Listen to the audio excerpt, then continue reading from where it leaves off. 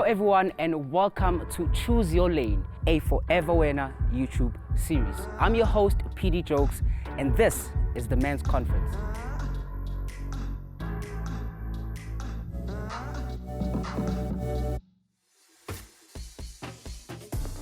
Now we're lapha emakhaya uvumelekile ukhuluma nathi while we're on this episode. Make sure that you engage with us. Let us know in the comment section what your thoughts are. Are you choosing lane 1 to agree? Are you choosing the neutral lane to be neutral? Or are you choosing the third lane to disagree? Without any further more to do, let us meet our people. Hello, my name is Malik Miller and I'm 28 years old and I'm from Johannesburg. Hi, my name is Godfrey Mpatswe, your international model and Mr. International Africa. Thank you. Hi, I am Khwitsima Lekhetrok. I'm 25 years old. I am a social media content creator, TikTok influencer, and a Wits medical student. Hi, my name is Paul Smith. I'm 37 years old and I'm a believer in Jesus Christ. Hi, I'm Robert Mbisiwe. I'm 47 years old. I'm from Pretoria. Hi, my name is Susan Zobakurela. I am 32 years old and I'm a creative. My name is Ashik Singh. I'm 33 years old and I'm from Mpumalanga. Here's your first statement. Societal expectations prevent men from accessing healthcare. It's time to choose your lane.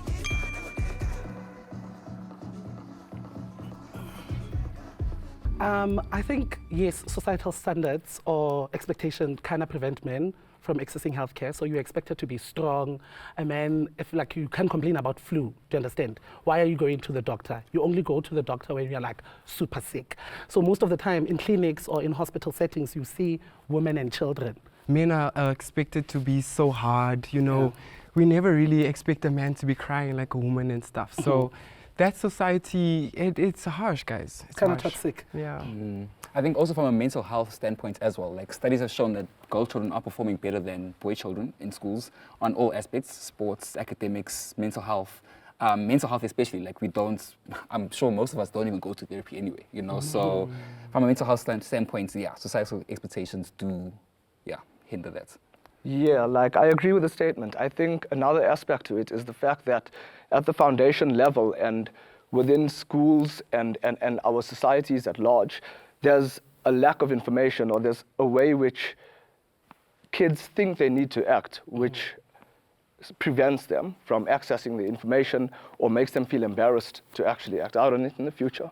I don't think so, because nowadays we have like your men's clinic, you know, so which is open to everyone and it's free actually. So I think men it's about themselves not wanting to go there or feeling small, but I feel like they're free. But how many men go to that clinic? Thank you. I know a few, you know, maybe from where I come from, you know, yeah. But exactly, a few. You understand? Most men are expected to come across as if you don't have problems. Yes, because society doesn't expect men to cry. So if you come out and say you have mental health issues and then now you need to go to a therapist, everyone is gonna be shocked. Why are you even going to the hospital to start with? Yeah. But here, you know, we have even online services. You know, it can be telephonic, it can be anonymous. So it's about men moving away from like feeling judged and being free, you know, and accepting what they're going through. Gone are the days when people say you can't speak out. I mean, speak out. If you're depressed, go for therapy. It's just that simple. So I think it's us as men who need to come out. Society won't judge us anymore. Yeah, that's my feeling. There's no such thing as men can't do this or men can't do that. We all cry, we all become sad, we do what we have to do, and we all can get the necessary help no matter where we want to go. I think a big factor in this is the parenting styles, the way in which kids have been brought up, and with the parenting styles, sometimes it's so taboo, you know, in these families, and sometimes it's seen as weakness. And this still exists, a very traditional style, like within like the Afrikaans community, within the Indian communities. And I think this poses a big problem to a kid growing into his own self, as you said, to knowing and accepting himself for the way he is. Sithembe ukuthi nawe lapha emakhaya usahleli nathi. Here's your next statement. Men are responsible for bringing condoms or other protective options. It's time to choose your lane. I can start. So I'm neutral because I think it takes two to tango. Yeah, sure, it should fall more on men, but I do think it does take two to tango. And if he doesn't have the sexual protective things, what's gonna happen? I'll agree because I come from I'm old school masculinity. I have to take care, man. I'm in charge, so I believe I have to come with my protection. I've never expected a lady to carry protection. I mean, that's me. Yeah. I That's my disagree. take, yeah. I disagree because I would say, because we're having intercourse, it's a mutual thing. You understand? So just as much as I would like to be with you, you also have a responsibility to take care of yourself. So we should both make plan to have condoms, be protective. You know what I mean? It can't just be me. I agree that in your upbringing, yes. But now, if you look at it, it's the modern day world. You understand? Not just men carry viruses. It's women. It's equal. So we have to think of each other. Do you understand what I'm saying? I think the reason that I agree with the statement is not to say that I don't agree with females carrying around protection. I do as well. But I do think that as a man, it's our responsibility to ensure that if we are expected to engage in sexual intercourse, that it's our responsibility to make sure that we do it protectively. Not to say that a woman should not carry, that's not what I'm saying, but I do agree with the statement that if you're open to sex, you should be carrying protection. Well, I disagree because, as he said, it takes two to tango. So basically, that's why there are as well femidom, which are female condoms. It shows that females need to carry their protection as well. Let's say we're in a situation, right, whereby I forgot to bring my condoms. Yes. I always bring my condoms. You should know, as my partner, we are trying to be safe. You understand? You might not know, I might have been with 2 or more partners. Honestly. You understand? We live in a modern It world. happens like that, okay? So I know myself, I'm in an open relationship, and sometimes it happens. So you as a female, or just as my partner, you should know that in case. I disagree because when you're in a relationship, it's a two-way street, no matter what. You have to accommodate each other. Like my wife and I, we don't have kids, and we're not planning on having any kids anytime soon. So if I'm late for work and the shops are about to close, then I ask her, please Kay, go get some condoms because we don't want to have kids. Nothing wrong with it. Whether I carry with me or she carries with her, and I've asked her many times, please go to the shop and go get some. So there's no point in hammering on the fact that you're a man, you have to have it. Two-way street. And adding on what you were saying, it should be both of us. I need to protect myself so that I can protect Wena as well. If a guy is going out for the night with the intention of hooking up, it's a different sort of social setting. That's true. You know? Yeah, that's in very which true. case, I think it would be irresponsible for the guy to not go in there protected, knowing that that's what he's seeking or that's what he's open to. Same story with the girl. If a girl is going out, I think, this is my personal opinion, that it's also irresponsible for her to go in without any protection. So, at this point, what's your conclusion? As the neutral, I'm kind of leaning more towards this side now. We got to switch. Yeah. We got to switch. So you agree? Yeah. I feel you. Yeah. Well, as you can see from home, people can change their minds. Let's move on. Here's your next statement. My body count matters less than my partner's. It's time to choose your lane. Ooh. Why are we body counting? I disagree. We're talking about sex. And for me, sex is an important thing. It's an important act. We don't just have sex with anyone. Ne? That's me. So if your body count is like 200 people and I come with my one child, there's no way. There's no way. So both our body counts matter. I would disagree on that because, let's say, I can't judge you based on your past. You understand? Maybe you did sleep around, you were young, but it doesn't mean that you are the same person. So it's basically the person that you have. You must just be happy with the person that you have, and not because of I'm happy with this person because they only slept with me. It sounds get like you with me? disagree, but you're in the middle lane. But in the neutral. Yeah, like I'm neutral about it. I don't know. I'm neutral. Abidi? I'm neutral because I don't think it matters as well. I agree with him because, that's your past. You've slept with 300 people. That's your past. So now you're with me. If you're willing to walk this journey with me, and you're faithful, that's what counts to me. Oh yeah, you changed your lane. So what changed your mind?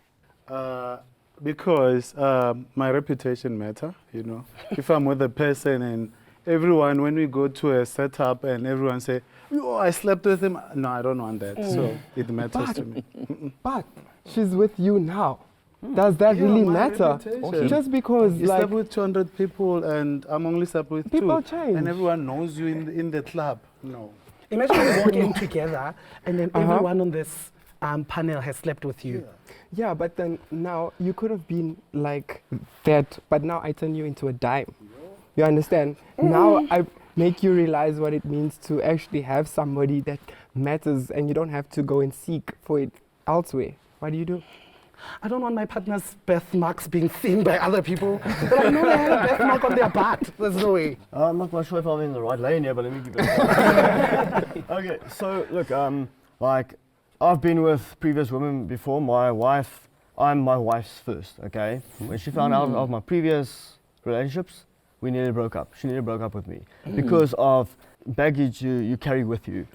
But if you're in different relationships, then you need to know what's happening. So my guys in the middle, Yeah, are but you I'm just- guys still comfortable where you are after hearing all of this? Like Sorry, yeah. I'm still comfortable where I am because I'm thinking, you know what? I believe in second chances. Because if you just said because she had 100 people, then I mean, is she deemed for the dustbin? You know, just, where do you put that person? I mean, like, I think give the person a second chance. Go for But also, I don't understand why like sleeping with 100 people is a bad thing either. Like, as long as you're looking after yourself and you're not hurting the other person, why is it a bad thing? I mean, I'm gay, so like, generally gay men tend to be quite promiscuous. So I'm like, I do not care. Like right now, it's about like the situation that we're in. Yeah. No, I think it's more when you're older because that's the person that you're gonna settle for. Like you wanna make sure that this is the person that I'm proud to be with and stuff. So if you're gonna still be having a body count of 150, then I don't know. You understand? But if you're younger, then then, All right. yeah. Let's discuss the elephant in the room in closing. Why did you change your lane? Okay, well, like you said, now I agree because the right thing to do is actually to wait for the right partner, whether it takes 2 years or 20 years. Because when you sleep around, like I said, mentioning soul ties and stuff, Yes. if you keep it for the special lady, for, you know, when it comes to the big day, it's a special thing, it's a bond that you guys create. You know, God created men and women to be together and multiply, have kids. That's how it is, that's how it's been created. But you can still have wandering eyes and like you can still be a cheater even though you were faithful. Like you never slept with anyone. You know what I'm saying? Like I can be like, oh okay, I'm gonna wait for marriage and then I get married and then 6 months down the line I decide to cheat. I can still do that. Kushushu kunzima kuyababa like high. Boys, we can go on the whole day about body counts. Let me count the bodies that I have here. 1, 2, 3, 4, 5, 6, 7, 8. All right then. Well, nizwile bafethu lapha emakhaya. Body count or no body count? Mina nje I'm counting the number of likes in this video. Please make sure that you continue engaging Nazi. Here's the next statement. I was too young when I had my first sexual encounter. It's time to choose your lane.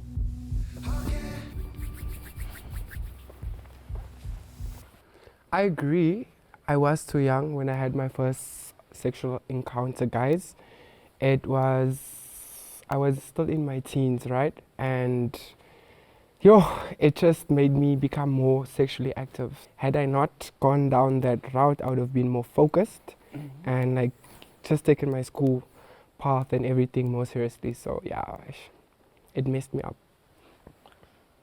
Yeah, so the reason that I agree with the statement is because I have a past of substance abuse history. And through my walk in recovery, I've got to learn how that sort of thing at such a young age, even though the memory is romanticized in my mind and it seems all great, it was actually quite a traumatic experience when the reality hits.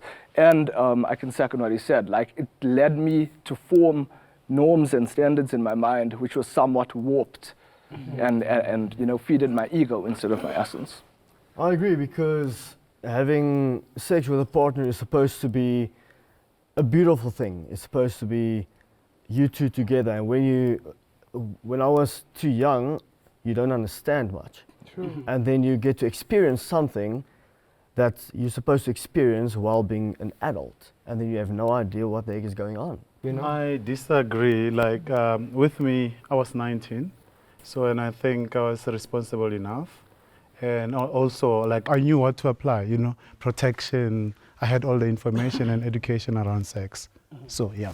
I disagree as well because, I mean, I was 19 as well, so I think I was old enough. I could use protection, and I liked the person. I could make good choices. So I think I wasn't stupid. I wasn't foolish. Okay. I disagree as well. I'm a late bloomer. The only thing that I knew was academics. And remember, I'm part of a marginalized group. The queer community, our dating pool when we are young, it's still quite small. Do you understand? So my main focus was school. I think my first sexual encounter was when I was 22. So yeah. I also disagree with, the statement, and same age as you as well, also 22. And I think at that time I was like pretty confident in like what I wanted. I knew what I wanted. I also disagree with the fact that like sex has to be a beautiful thing at the first time. I don't think it is. Like whether having it with a woman or a man, it's messy, it's painful, it's a mess. It's a mess. The first time you have sex, it's just going to be a mess. So I don't think it's going to be this amazing, beautiful, Bold and the Beautiful kind of Type of situation. Nah. Yeah. But I feel like when you're too young to understand like what you guys are doing, that this is not just about like having sex with somebody. It's actually sharing an intimacy, a moment. Yeah, I was also not really raised in, and my parents never really spoke to me about it. I learned this through, chats with friends, and like I said, my experiences being younger. And like he said, I agree with the spirits because, I mean, when you're younger, you're supposed to think about passing matric, going to college, building a life. Yes. Which I actually never thought about. My mind was on one thing. But imagine how special it would have been if you only had one partner and you discover all of that things together.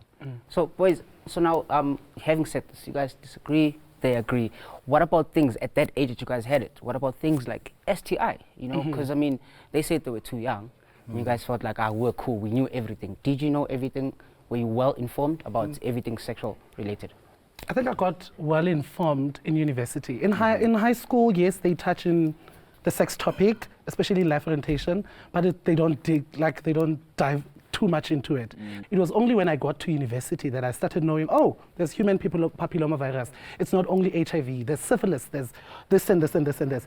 That's when now I started saying, okay, importance of protection. If I had sex when I was young, I wouldn't be informed enough. I wouldn't even know about consent. Do you understand? Maybe you are during the intercourse when you are young, you might never know, okay, do I want to stop now? Am I allowed to say no? Because I think we barely speak about consent when we are young. So it's just the moment thing that, oh my gosh, I want to have sex with you. And then that's it. I think the fact that you guys are in the disagree lane is understandable because the common denominator between all of you guys is that you guys were much older, so you didn't get to experience that. But the host just touched a hot topic. I mean, the information at its base and the sources of information while you're at that young age are flawed. Because you're getting information through, sources which are not credible, through your friends, through media, through movies, and all of that stuff, And so the picture that gets developed in your mind is very askewed from reality and from the beauty of it. And adding on what you were saying, I think there's an article that says almost 70% of 11-year-olds are exposed to porn right now as we speak. So if we have 11-year-olds that are exposed to porn, then it comes on, I want to do this as well. I want to experiment. And also, so I think this is a conversation that we need to drive back at homes. So parents need to start having conversations about sex, STIs, and openly with their kids. As young as possible as well, It does matter in terms of the ages if you are someone who's younger and it's your first time and you're doing it with someone significantly older. Because the whole like grooming thing comes into like aspects of that, and like they would know what to say to like make you think, I'm okay with this when you're not. Your next statement is, there is enough sexual health education tailored for young men and boys. It's time to choose your lane. I agree because our parents are supposed to teach us from a young enough age what's what. We go to school, we're supposed to be taught at school. And then eventually we get the friends and we all talk about sexual acts in front of our friends. So it starts by the parents. I also agree that there's information everywhere, you know. If you check social media, there's information. And as well, as he says, parents, you know, you need to teach your kids while they are young, you know, to say, even know about the sexual organs. This is this, you know, don't allow people to do this to it. This is your beautiful pattern, you know. So I believe that there's enough information. How old is young? I can say from 10 years. I'm neutral, guys, because as much as there is a lot of information, not everybody has access to that information. And as much as it's the parents' job to educate, not all parents feel comfortable in having such a conversation with the kids, and the kids do not know how to like talk to them about it because of comfortability, and therefore they go outside. You understand? Like maybe an outsider has to explain. Yeah, I'm neutral as well, because I think the parents, they don't do enough because they're busy. I mean, it's working class. I mean, you come back home at around 5 or 8 in the night. I mean, the kids are tired doing their homework. So the parents do the bare minimum. They don't do enough. And the schools don't do enough as well. That's my feeling. Like, yeah, so that's why I'm neutral. You just switched lanes. Can you tell us why? There's no excuse on earth that can cause the parents not to talk to their kids.